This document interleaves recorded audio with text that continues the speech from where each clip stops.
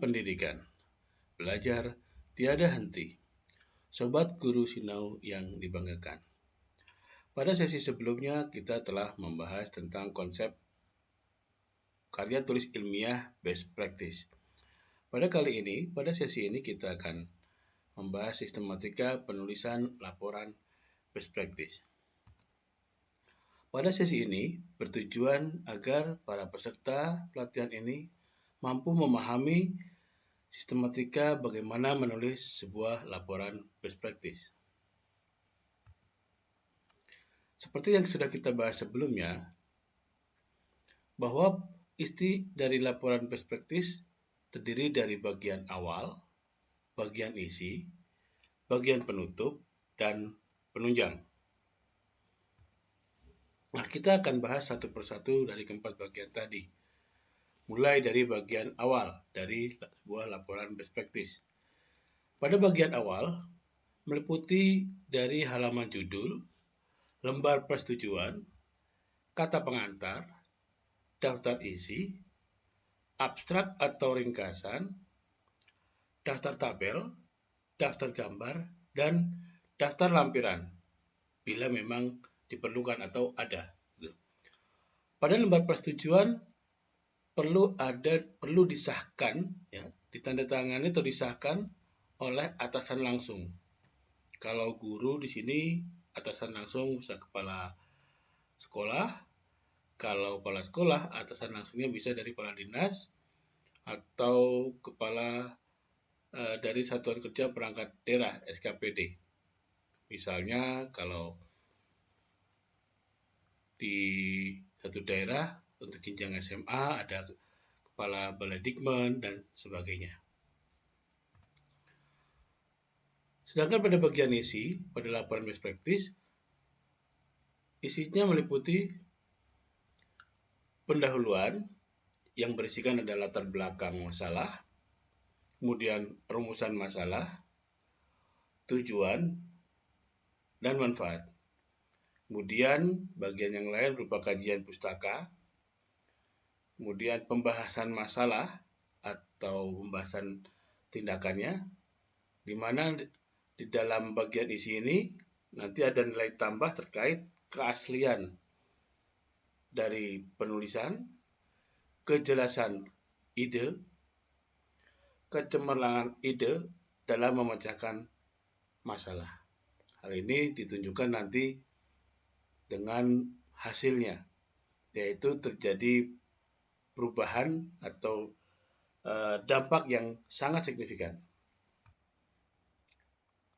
Pada bagian pendahuluan atau latar belakang berisikan 4 komponen, yaitu kondisi ideal, kondisi nyata, kemudian permasalahan dan solusi atau tindakan best practice yang dilakukan. Sedangkan rumusan masalah berbentuk pertanyaan yang mempertanyaan atau menguji dari tindakan best practice yang dilakukan. Dengan tujuan, yaitu tujuan dilakukan tindakan atau kegiatan best practice. Kemudian manfaat adalah manfaat dari kegiatan best practice yang dilakukan. Kemudian pada kajian pustaka berisi teori-teori atau kajian teori yang digunakan menjadi acuan dalam melaksanakan best practice. Sedangkan pembahasan masalah yaitu membahas terkait dengan strategi yang digunakan, langkah-langkah tindakan yang digunakan dalam kegiatan best practice, serta hasil dari kegiatan best practice tersebut. Sedangkan pada bagian tengah menyajikan diskusi atau pekerjaan yang dilakukan atau tindakan yang dilakukan. Yaitu pada bagian tengah, tulisan menyajikan apa yang terjadi di dalam best practice dan menyajikan bagaimana hal itu terjadi. Kemudian di dalam bagian tengah juga tulisan menyajikan hasil, menunjukkan dari mana datangnya hasil dan menjelaskan makna hasil dari best practice atau tindakan best practice tersebut. Sedangkan pada akhir dokumen, menyampaikan analisa yang lebih jauh atau mendalam tentang pekerjaan yang disajikan pada bagian tengah tulisan, yaitu pada hasil dan pembahasan yang dimaksud, dan memberikan pandangan ke depan. Jika bagian tengah tulisan menyajikan hasil dan bahasa secara terpisah, maka bagian akhir tulisan meninjau hasil pekerjaan atau best practice secara menyeluruh. Nah, itu di bagian akhir dari dokumen. Sobat Guru Sinau yang dibanggakan. Selanjutnya, sebelum melanjutkan menyusun sebuah laporan best practice, maka perlu disusun dulu sebuah judul dari laporan best practice tersebut. Definisi judul di sini adalah frasa yang paling penting dari sebuah dokumen ilmiah. Bagian yang mungkin satu-satunya dibaca orang lain. Oleh karena itu, judul harus mampu menarik perhatian pembaca yang membacanya secara sepintas. Jadi intinya, judul itu dapat menarik perhatian pembaca yang membaca secara sekilas. Sehingga dengan judul yang menarik, bombastis dan sebagainya, berdampak pada keinginan si pembaca untuk melanjutkan membaca dokumen laporan best practice tersebut. Kemudian karakteristik judul yang perlu dituliskan dalam sebuah laporan best practice, yang pertama yaitu judul ditulis secara spesifik, singkat, dan jelas. Nah, berbeda dengan judul-judul karya tulis ilmiah yang lain, seperti laporan penelitian, tindakan kelas, laporan penelitian tindakan sekolah, atau mungkin artikel ilmiah dan sebagainya. Judul laporan best practice singkat dan jelas, tetapi intinya tetap diperoleh, yaitu dapat menggambarkan masalah yang hendak diselesaikan atau dipecahkan, juga menggambarkan metode atau strategi yang digunakan dalam masalah tersebut. Kemudian pada umumnya maksimal penulisan judul adalah 14 kata, di luar kata sambung. Itu pun bisa dikatakan termasuk kategori yang judul yang cukup panjang dengan 14 kata. Dengan 14 kata itu, kalau bagi saya bisa menuliskan informasi tidak hanya masalah dan metode atau strategi saja, tetapi bisa juga menuliskan subjeknya, objeknya, dan sebagainya. Bahkan penulisan dengan hanya yang penting bisa menunjukkan masalah dan metode, itu akan lebih sedikit dari 14 kata. Kemudian jangan menggunakan singkatan atau istilah yang tidak umum pada judul. Hal ini nanti mengakibatkan akan kesulitan si pembaca pada saat membaca awal memahami dari judul tersebut, dan itu berdampak nanti ketidaktertarikan bagi pembaca untuk melanjutkan membaca laporan best practice yang dituliskan. Guru Sinau yang dibanggakan, kesan pertama terkait judul terhadap makalah atau best practice yaitu dengan membaca judul, orang memperoleh gambaran umum terkait isi makalah tersebut. Seperti tadi yang disampaikan, bahwa dalam judul paling tidak memuat variabel masalah dan metode atau strategi yang digunakan, ini memudahkan bagi pembaca, orang yang membaca, mendapatkan gambaran umum terkait dengan permasalahan yang ada yang akan diatasi dengan tindakan berupa metode atau strategi yang dilakukan oleh si penulis laporan best practice tersebut. Judul hendaknya dapat memberikan ciri tersendiri dari makalah terhadap makalah lain. Nah, kadang best practice yang kita lakukan mungkin agak sama dengan pelaku best practice yang lain. Namun dalam penulisan laporan, sebaiknya dalam penulisan judul diusahakan untuk berbeda dengan yang lain. Ini untuk memberikan ciri tersendiri dari laporan atau makalah tersebut. Kemudian guru sinau yang dibanggakan, dalam mengembangkan laporan best practice perlu mengembangkan ide dengan langkah-langkah, yaitu mulailah dengan membuat mind mapping untuk mengembangkan ide. Dengan menggunakan mind mapping atau peta pikiran, kita bisa menuangkan hal-hal apa saja yang akan dituliskan dalam laporan best practice, sehingga nanti memudahkan poin-poin yang akan dituliskan dan mengurutkan komponen yang akan dituliskan.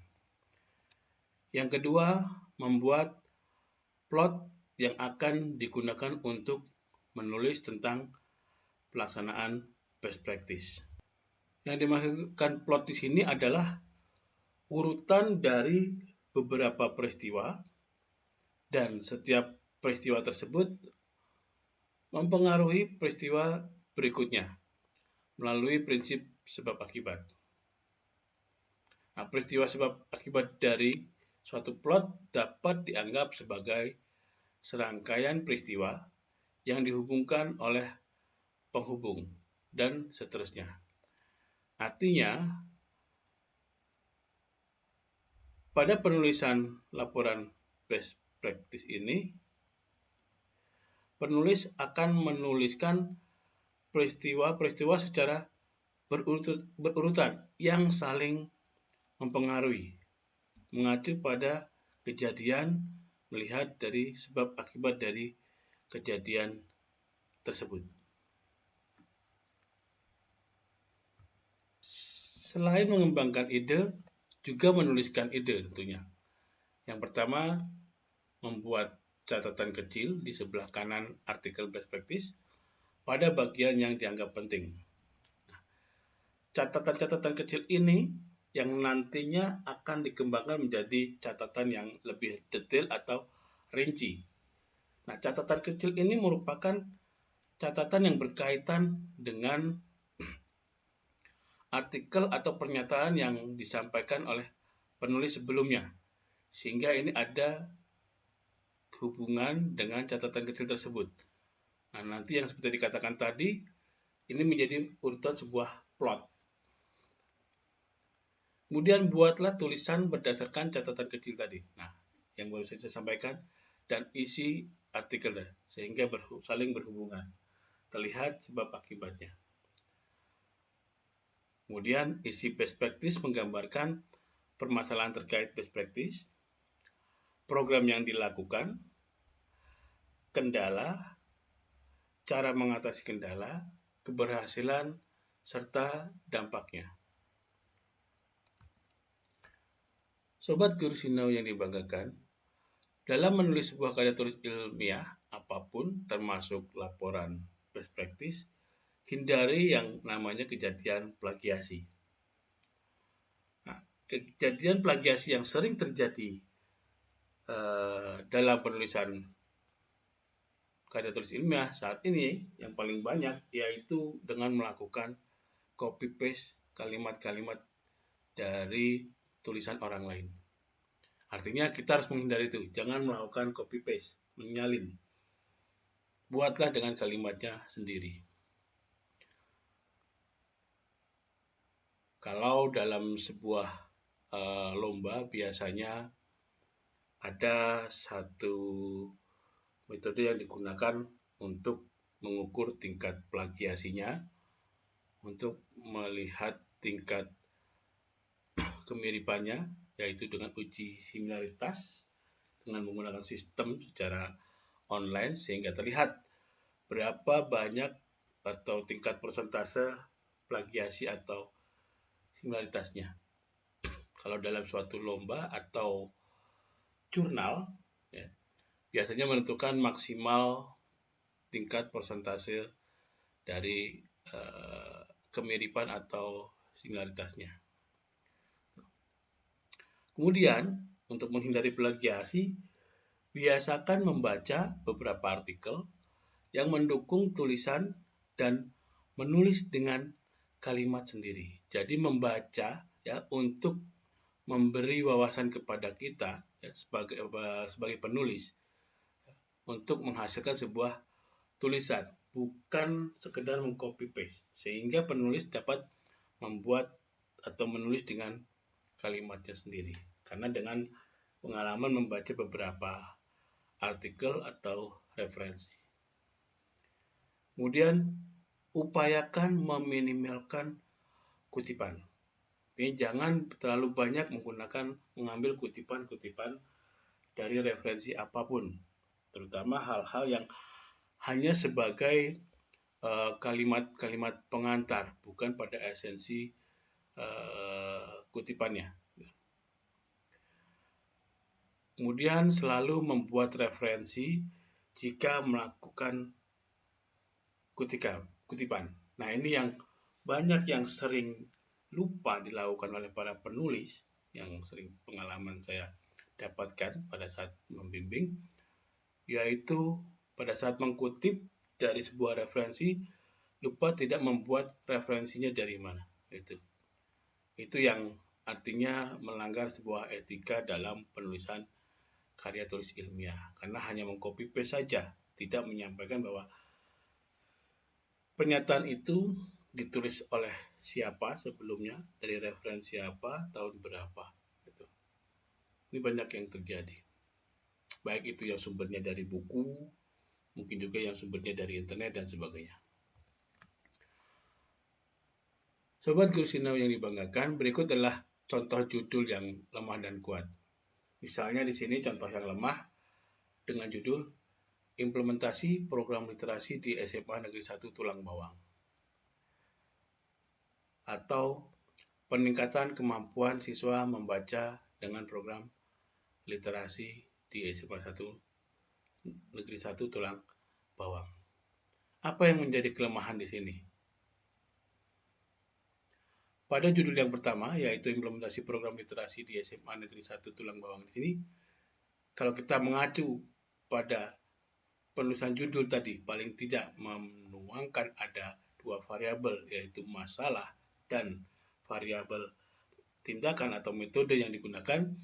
Pada judul ini baru menunjukkan variabel tindakan, yaitu berupa implementasi program literasi. Pada judul ini belum menunjukkan permasalahan apa yang ingin diatasi melalui metode atau strategi implementasi program literasi ini.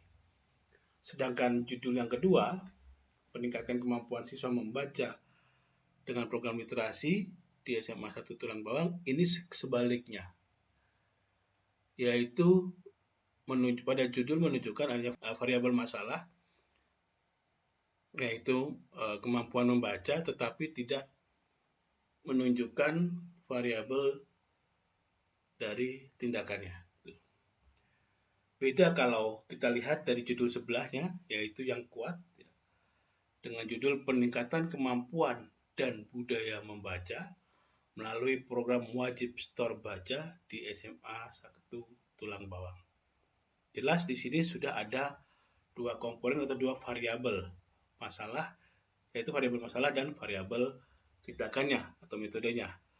Variabel masalahnya yaitu terkait dengan kemampuan dan budaya membaca, sedangkan variabel tindakannya berupa program wajib setor baca.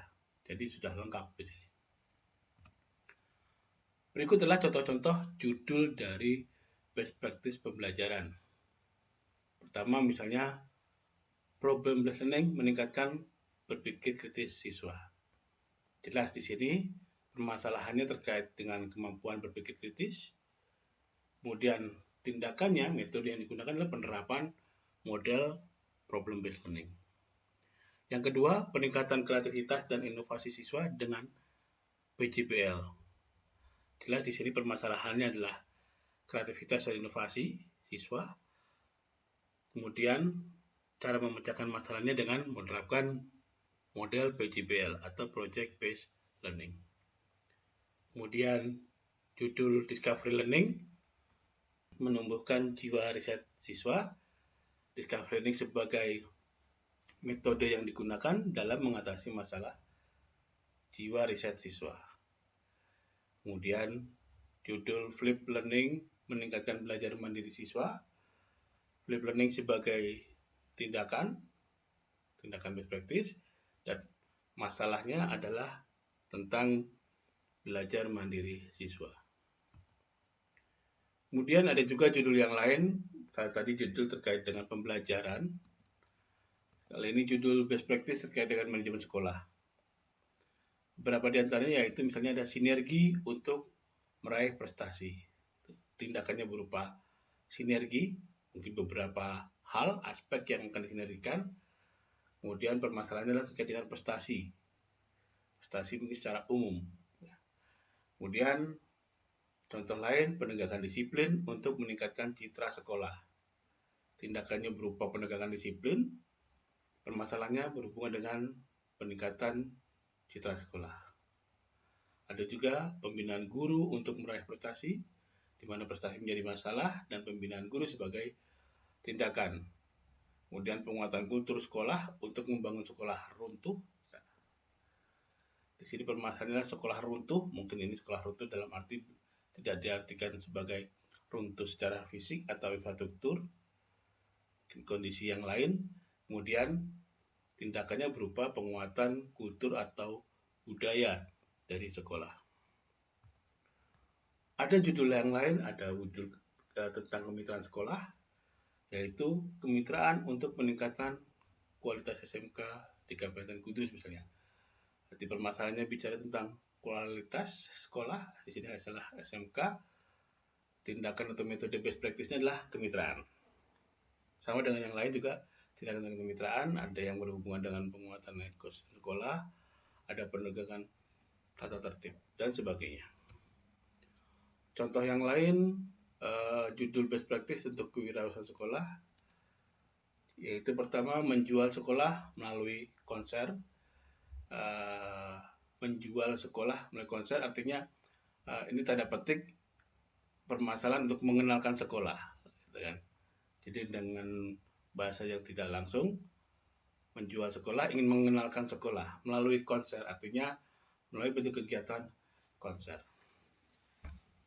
Kemudian menjadikan sekolah sebagai objek wisata pendidikan, kemudian wirausaha sekolah bersama masyarakat, dan sebagainya. Ada juga judul best practice pendidikan karakter, seperti internalisasi nilai kebijakan untuk membentuk karakter, program berjaya, ya itu ada makna sendiri untuk pembentukan karakter. Nah, program berjaya ini sebagai tindakan, karakter itu menjadi permasalahan. Nah, Sobat Guru Sinau yang dibanggakan, setelah tadi kita membahas bagian awal sampai dengan menuliskan judul, menentukan judul, selanjutnya kita akan membahas terkait dengan tinjauan pustaka. Dalam setiap karya tulis ilmiah, yang dikatakan ilmiah salah satunya adalah menerapkan kaidah-kaidah ilmiah dengan mengacu pada sebuah teori dalam melakukan sebuah tindakan best practice atau penelitian dan sebagainya. Jadi tinjauan pustaka ini merupakan kerangka, konsep atau orientasi untuk melakukan analisis dan klasifikasi fakta yang dikumpulkan dalam penelitian atau pengkajian yang dilakukan oleh penulis tentunya. Sedangkan sumber-sumber pada kegiatan karya tulis ilmiah, salah satunya adalah laporan best practice ini, yaitu beberapa rujukan, ada buku, jurnal, atau majalah yang diacu yang hendaknya relevan dan terbaru, state of art, yang terbaru, serta sesuai dengan yang terdapat dalam pustaka acuan. Maksudnya begini, jadi sumber-sumber rujukan atau referensi yang menjadi rujukan seharusnya itu yang relevan dengan topik pembahasannya, berhubungan dengan metode atau permasalahan dari best practice.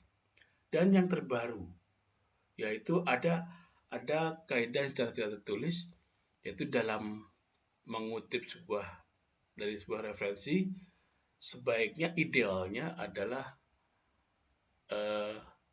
referensi-referensi yang diterbitkan atau dikeluarkan pada 5 tahun terakhir. Itu idealnya. Namun ada yang mengatakan memberikan toleransi yang diterbitkan pada 10 tahun terakhir. Itu yang dikatakan sebagai terbaru. Ada maksud dan tujuan kenapa menggunakan referensi yang maksimal toleransinya adalah 10 tahun terakhir.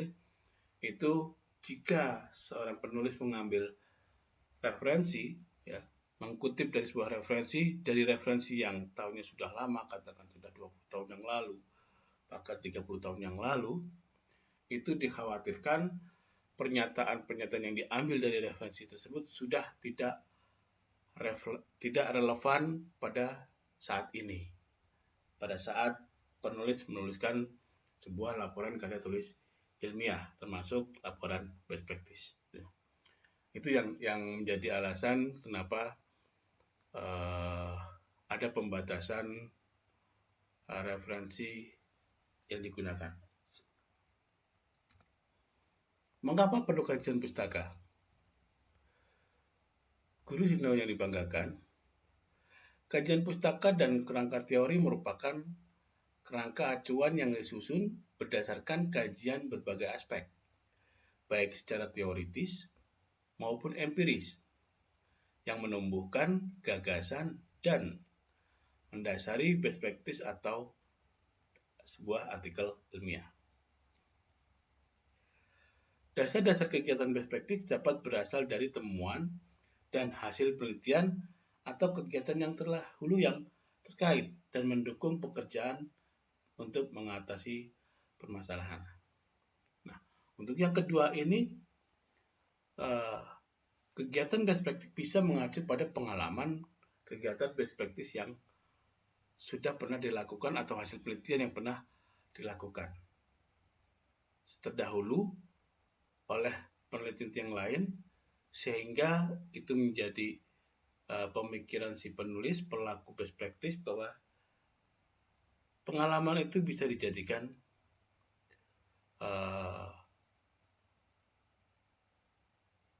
pengalaman itu bisa dilakukan menjadi contoh yang bisa diadopsi dalam memecahkan masalah. Kemudian sangat penting bagi pelaksana kegiatan best practice untuk mencari hasil penelitian atau best practice terdahulu yang cocok dengan bidang yang dikaji sebagai dasar pendukung pilihan. Ini seperti yang saya katakan tadi, contohnya hasil best practice atau hasil penelitian yang terdahulu yang memiliki topik yang sama dengan kegiatan best practice yang dilakukan oleh si penulis, itu bisa digunakan sebagai bahan kajian, sebagai dasar pendukung pilihan. Nah, ini juga bisa dituangkan dalam kajian pustaka pada laporan best practice. Dalam pembahasan kajian pustaka dan kerangka teori, perlu diungkapkan kerangka acuan secara komprehensif atau menyeluruh mengenai konsep, prinsip, mungkin juga termasuk ada karakteristik, mungkin juga tahapan-tahapan, mungkin juga kelebihan dan kekurangan dan sebagainya. Atau teori yang digunakan sebagai landasan dalam memecahkan masalah yang dihadapi. Kemudian uraian dalam kajian pustaka diharapkan menjadi landasan teoretik mengapa masalah yang dihadapi di sekolah perlu dipecahkan dengan strategi yang dipilih.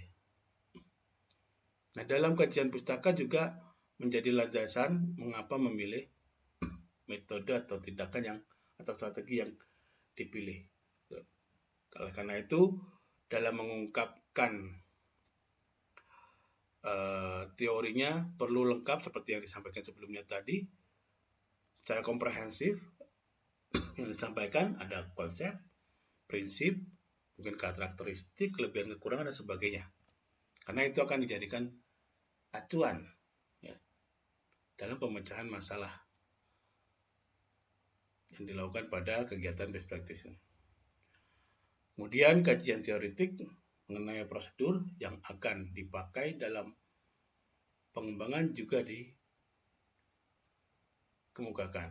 Prosedur terkait dengan tahapan-tahapan pelaksanaan strategi atau metode yang menjadi pilihan.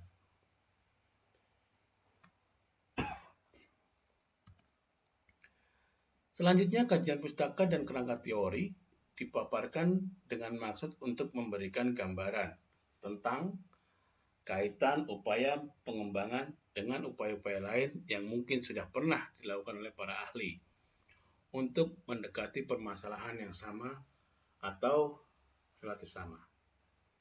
Kemudian dengan demikian pengembangan yang dilakukan memiliki landasan empiris yang kuat karena sudah ada pengalaman-pengalaman yang sudah dilakukan oleh para ahli atau para peneliti yang lain. Kemudian guru sinau yang dibanggakan, dalam tinjauan pustaka hindari yang namanya parade kutipan dari para pendapat para pakar tanpa dibarengi pembahasan dan sikap kritis terhadapnya. Jadi tidak sekedar menuliskan definisi-definisi atau kutipan-kutipan dari pakar yang setiap paragrafnya hanya kutipan semua, tetapi perlu ada pembahasan atau sikap kritis dari si penulis. Bahas general agreement atau disagreement di antara peneliti ataupun sikap kritis Anda terhadap pendapat tersebut. Jadi sebagai penulis, kita bisa mengatakan sepakat atau tidak sepakat, setuju atau tidak setuju dari pernyataan yang telah disampaikan atau pendapat yang disampaikan oleh para ahli atau tersebut. Yaitu dengan menganalisis, mensintesis, meringkas, membandingkan hasil-hasil penelitian. Itu salah satu upaya kegiatan melakukan pembahasan dan sikap kritis terhadap pendapat dari ahli, sehingga tidak terjadi parade kutipan.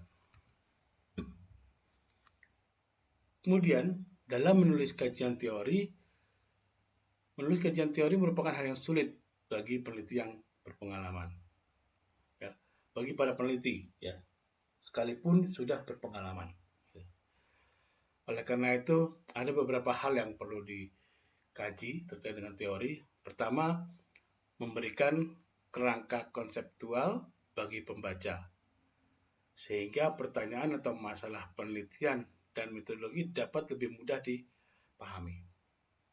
Yang kedua, menunjukkan pada pembaca ahli bahwa peneliti menyadari keluasan dan keragaman literatur yang terkait dengan pertanyaan atau masalah penelitian. Oleh karena itu di sini pembaca membatasi literatur atau referensi yang digunakan karena sangat memungkinkan memiliki materi yang luas dan keragaman literatur, yaitu banyak para pakar atau ahli yang membuat referensi dan mengungkapkan dalam sebuah buku atau referensi yang lain, apapun bentuknya.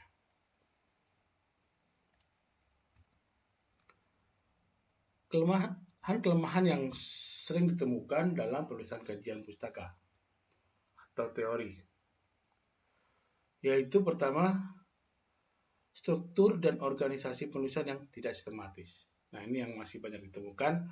Mengkutipnya hanya mengkutip redaksinya saja tanpa menuliskan siapa penulisnya, tahun berapa. Nah, itu yang artinya dalam penulisannya tidak terstruktur dan terorganisasi dan tidak sistematis. Yang kedua, tidak fokus, tidak koheren, dan sepokok bahasan bukan merupakan satu kesatuan. Nah, ini maksudnya antar kutipan terjadi yang tidak berhubungan, itu sehingga tidak fokus. Ada hal yang disampaikan yang mungkin bukan bagian dari yang perlu disampaikan pada laporan prospektus itu. Kemudian pengulangan pada beberapa bagian, ini masih sering terjadi. Ditemukan penulisan yang berulang-ulang. tidak mencantumkan makalah atau jurnal yang penting terkait dengan bahasan tersebut. Nah, ini yang terkait dengan etika dalam penulisan atau mengkutip ya dalam sebuah tulisan karya tulis ilmiah, yang kalau kita mengkutip maka satu etika untuk mencantumkan makalah atau sumber makalah atau jurnal yang tersebut ya. Ini sebagai etika dalam penulisan karya tulis ilmiah. Good to know yang dibanggakan. Selanjutnya, kelemahan-kelemahan yang masih ditemukan yaitu tidak mencantumkan dokumen yang terbaru yang terkait. Nah, ini yang menggunakan referensi-referensi yang lama. Itu yang tadi toleransi 10 tahun. Bukan berarti kalau lebih dari 10 tahun itu tidak boleh. Boleh-boleh saja. Bisa jadi ada satu dua pokok atau pokok bahasa yang referensinya tidak berubah dari waktu ke waktu, dan referensinya juga hanya terbatas, adanya referensi-referensi yang lama, boleh saja. Tapi justru yang paling penting justru referensi yang dokumen terbaru yang terkait yang diutamakan sesuai dengan masanya. Kemudian tidak mengevaluasi kutipan yang diambil. Ya, artinya perlu sikap kritis tadi. Kemudian mengutip bahan yang tidak relevan, artinya tidak ada hubungannya dengan topik pembahasnya. Atau terlalu banyak mengutip sumber rujukan yang sekunder.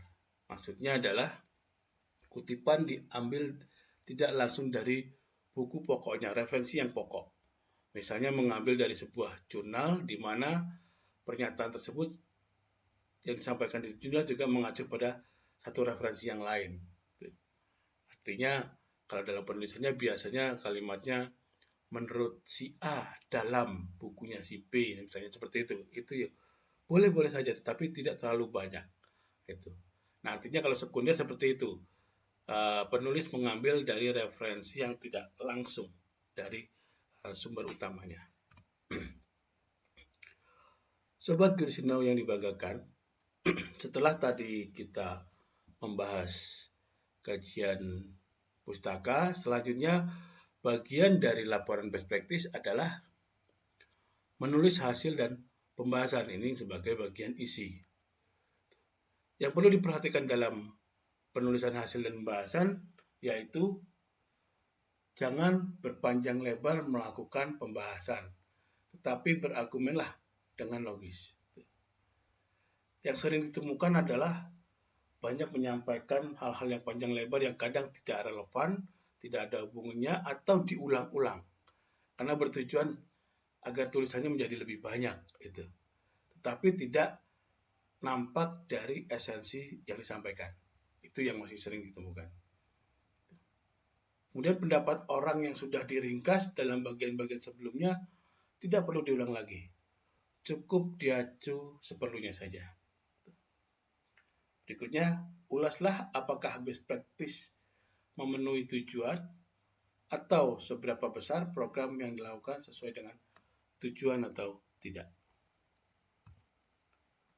Pokok-pokok yang perlu dibahas pada pembahasan dan hasil. Pertama, strategi pemecahan masalah. 2, tahapan pelaksanaan. Yang 3, hasil kegiatan.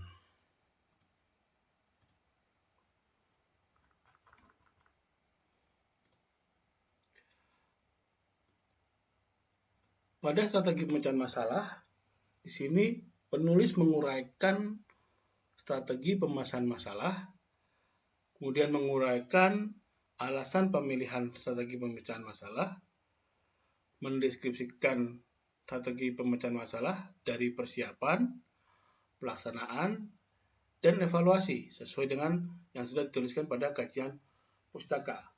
Kemudian juga mendeskripsikan sumber daya, dana, atau pihak-pihak yang terlibat, serta penjelasan lain yang terkait dengan kegiatan best practice. Yang kedua, tahap pelaksanaan.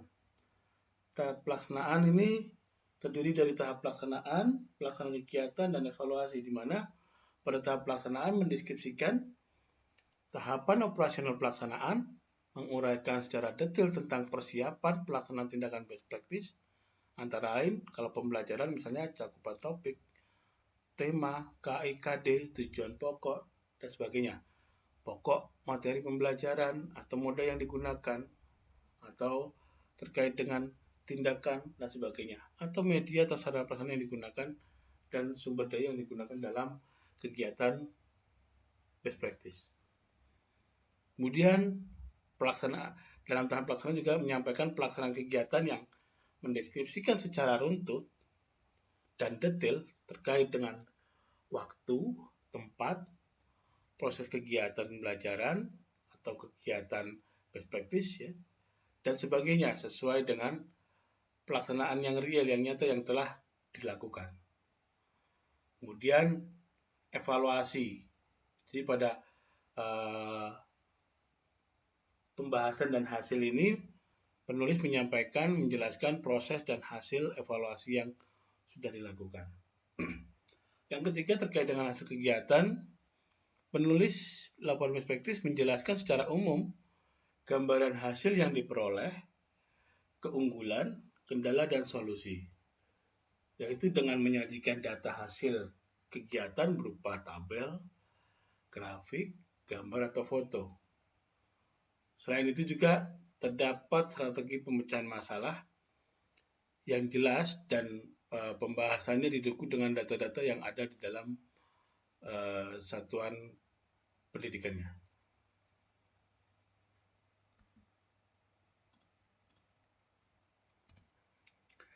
Sobat Guru Sinau yang dibanggakan, dalam menyampaikan hasil dan pembahasan pada bagian isi dari sebuah laporan best practice dilengkapi dengan data seperti yang tadi saya sampaikan, yaitu ada data gambar, grafik, foto, tabel, dan sebagainya.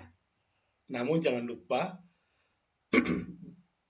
berikan ruang tempat yang kosong pada sebuah laporan, halaman laporan untuk istirahat bagi mata dan otak. Maksudnya begini, dalam satu halaman tidak diisi penuh sebuah gambar utuh atau grafik atau foto atau tabel dari data-data pendukung tersebut. Artinya perlu ada space kosong yang membuat nyaman bagi pembaca. Contoh dalam sebuah data berupa gambar. Di sini ada data gambar yang kita lihat. Fokus utama dari gambar tersebut, data gambar ini adalah yaitu menunjukkan ada dua orang yang sedang menggunakan atau mempraktekkan hasil produk buatannya, kalau nggak salah sebuah peluncur ya menggunakan angin. Tetapi gambar ini terlalu besar dan banyak gambar-gambar yang tidak penting untuk disajikan. Misalnya ada langit, ada bagian dari trotoar dan sebagainya yang tidak penting, sehingga diedit lebih kecil, ya, menggunakan grid 3x3. Di sini bisa terlihat hasil editannya menjadi lebih kecil, menghilangkan bagian atas dan bagian bawah. Ini sebagai contoh, artinya fokus.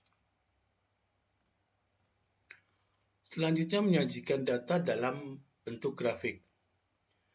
Dalam penggunaan grafik ada aturannya. Nah, selama ini banyak saya temukan dalam melaporkan karya tulis ilmiah, laporan tentang tindakan kelas, best practice, guru, kepala sekolah, semua data yang disajikan untuk tabel dan grafik keduanya. Bertujuan agar menjadi lebih lengkap, lebih banyak, lebih tebal, dan sebagainya. Tapi tidak sesuai dengan kaidahnya. Jadi ada aturan kapan kita menggunakan grafik, yaitu jika terdapat kecenderungan. Nah, maksudnya jika kita ingin melihat kecenderungan naik atau turun, ya, kondisi sebelumnya dengan sesudahnya, maka bisa kita gunakan grafik. Tetapi kalau tidak ada, ya cukup dengan tabel. Jadi melihat kecenderungan naik turun dari kondisi sebelumnya. Misalnya sebelum diberikan tindakan, kondisi hasil belajar siswa misalnya masih rendah. Begitu sudah diberikan tindakan pembelajaran, kondisinya naik. Kemudian dilakukan perbandingan. Ya, dengan menggunakan grafik, maka akan terlihat kecenderungannya naik atau turunnya. Itu memudahkan. Tetapi sekali lagi kalau hanya sederhana cukup dengan tabel. Nah, ini contoh grafik yang bagus, itu dengan grafik model yang garis. Ya, line. Itu akan memudahkan melihat tingkat kecenderungannya. Mungkin juga yang lain seperti menggunakan grafik jenis batang atau bar, itu juga bisa melihat. Tapi menggunakan yang garis akan lebih bagus. Nah, jika tidak menunjukkan kecenderungan, cukup dengan menggunakan tabel. Gitu. Misalnya kalau dalam sebuah laporan PTK itu hanya satu siklus pertama cukup disajikan dengan tabel. Tapi kalau ingin membandingkan antar siklus misalnya, yaitu bisa menggunakan grafik. Nah, sedangkan bentuk tabel sendiri macam-macam, ya, penggunaan tabel, misalnya tabel klasifikasi satu arah. Ya, tabel ini digunakan untuk mengelompokkan data berdasarkan satu kriteria tertentu. Di sini sebagai contoh, tabel jumlah penduduk. Ya. Artinya jumlah penduduk pada provinsi X dari tahun 2000 sampai 2007. Artinya mengelompokkan di sini hanya berdasarkan tahun. Tahun 2000 sekian, 2001 sekian, dan seterusnya sampai tahun 2007. Jadi pengelompokannya berdasarkan tahun. Untuk tabel yang kedua, tabel distribusi frekuensi yang menghubungkan dua atau lebih variabel. Nah, contoh di bawah adalah contoh tabel silang. Misalnya, dua variabel tersebut adalah yaitu status gizi, ya, seorang misalnya, dengan variabel kondisi sakit atau tidak sakit. Status gizi misalnya baik sedang dan buruk, sedangkan kondisi pasien atau orang sakit atau tidak sakit. Nah, silang. Misalnya kondisi baik itu, status gizi baik itu, di sini contohnya adalah penyakit diare yang sakit ada berapa, tidak sakit berapa. Status gizi sedang, buruk, dan seterusnya. Tabel berikutnya adalah bentuk tabel distribusi frekuensi, yaitu tabel distribusi frekuensi disusun jika apabila jumlah data yang akan disajikan cukup banyak atau sangat bervariasi. Sehingga kalau disajikan dalam tabel biasa, tidak efisien dan kurang komunikatif. Misalnya, tabel distribusi kalau datanya berupa berdasarkan kelompok umur. Tanpa kelompok, yaitu berdasarkan urutan umur. Dari usia 15 sampai 44. Kalau tidak dikemas dalam bentuk tabel distribusi frekuensi, maka penyajian tabel data tersebut mulai tabel usia 15 sampai 44, berapa baris itu yang disajikan. Artinya mungkin tidak efisien dan kurang komunikatif. Tapi jika dibuat dengan tabel distribusi, artinya ada rentang. Misalnya usia 15 sampai 19, 20 sampai 24. Artinya nih, dan seterusnya. Ini rentangnya yaitu 5 tahun setiap rentangnya tadi. Kemudian diikuti jumlah frekuensi dan persentase dari keseluruhan. Ini dengan menggunakan tabel distribusi frekuensi. Sobat Guru Sinau yang dibanggakan, tadi terakhir adalah penyajian data terkait dalam bentuk tabel, pembahasan terakhir terkait dengan pembahasan hasil dan pembahasan dalam sebuah laporan perspektifnya. Selanjutnya, bagian berikutnya dalam sebuah laporan perspektif adalah sebuah simpulan, di mana simpulan adalah merupakan respon jawaban atas pertanyaan atau rumusan masalah yang telah disampaikan di awal. Rumusan masalah merupakan dalam bentuk pertanyaan. Artinya disinilah jawabannya. Itu jawaban dari rumusan masalah yang sudah disampaikan pada bagian awal. Kemudian menyampaikan simpulan atas keberhasilan praktek terbaik atau best practice yang dilakukan dengan menunjukkan data empirik, bukti akhir, dan hasilnya. Kemudian bagian terakhir dari sebuah laporan best practice adalah bagian penunjang, yaitu adanya daftar pustaka, dan lampiran data yang digunakan dalam melakukan tinjauan atau gagasan ilmiah, yaitu terdapat lampiran yang berisi perangkat pembelajaran, misalnya RPP yang sederhana singkat, atau proposal, atau program, dan sebagainya. Contoh hasil pekerjaan atau karya siswa atau produk dari kegiatan best practice.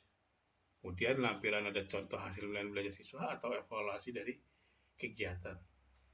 Juga lampiran-lampiran terkait dengan foto-foto kegiatan, capture aplikasi, rekaman proses pembelajaran atau kegiatan, serta data-data lain yang relevan. Demikian tadi Sobat Guru Sinau yang dibanggakan terkait dengan sistematika penulisan laporan best practice. Semoga bisa dipahami, bermanfaat. Sampai jumpa pada sesi berikutnya. Salam pendidikan, belajar tiada henti.